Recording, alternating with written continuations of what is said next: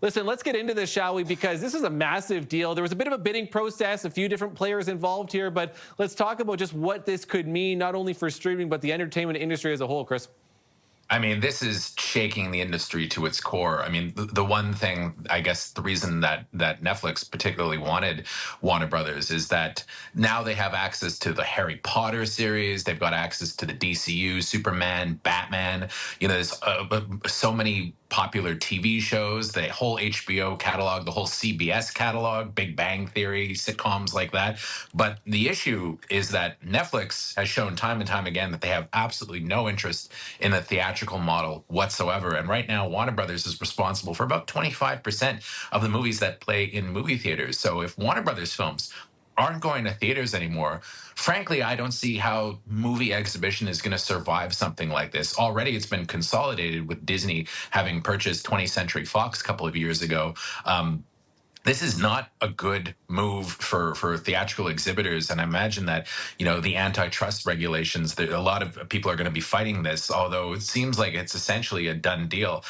You know, exhibition has already been under fire quite a bit recently. But I mean, imagine this year, pretty much many of the biggest moneymakers of the year, including Sinners, Superman, One Battle After Another, Weapons, those are all Warner Brothers movies.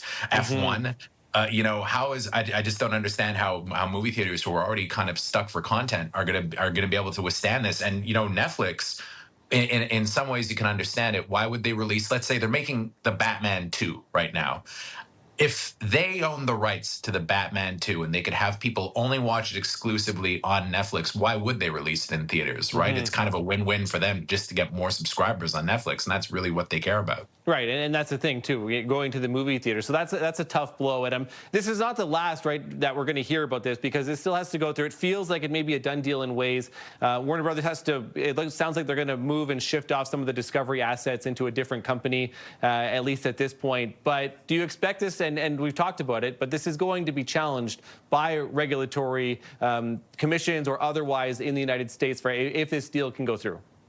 It will. And I mean, another thing that's worth mentioning, too, is that David Ellison's Skydance, who's very closely allied with Trump, tried to buy Warner Brothers and accused them basically of giving Netflix preferential treatment.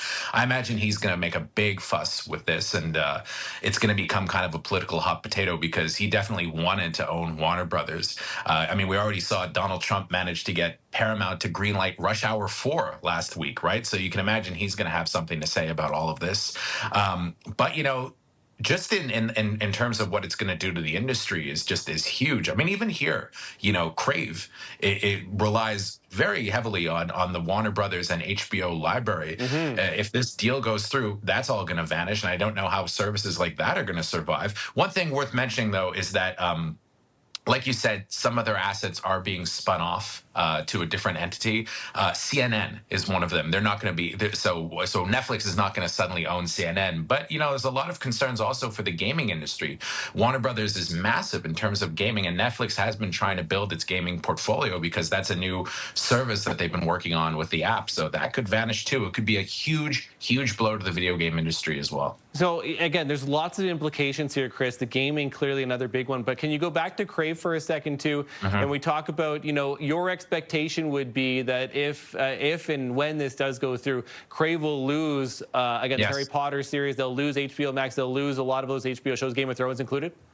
They'll lose all of it. You know, Netflix is not going to keep open HBO Max. There's no way. Why would they? They'd just be competing with themselves. It's all going to go to Netflix, and it's all going to be exclusive to Netflix. You know, we get Netflix in Canada, right? So they're not going to compete with themselves. And, it's going to be all profit to a company that's owned by Netflix. I don't imagine that it would stay on Crave. It's going to be very challenging for a lot of places. I would imagine HBO Max is going to shutter as well. I don't see that going. It's going to change the entertainment industry in such a huge way. And like you said, you know, it may not go through until 2026, but that's not far away. It's crazy how quickly the entertainment industry is kind of constricting and getting smaller and smaller and smaller. And this isn't going to be the last. I mean, I wouldn't be surprised if Apple ended up buying Universal or something like that. It's going to be one of those things where 2 or 3 big giant companies are going to own everything, and there's going to be no choice, and there's going to be no more theaters. There's going to be 2 or 3 huge streaming services everybody's going to subscribe to, and that's going to be that. Yeah. We want to be clear with our viewers that Crave TV is a subsidiary of Bell Media, which also owns CTV News Channel, this station. Chris Bumbray, we always appreciate your time. Thanks so much for the analysis this morning.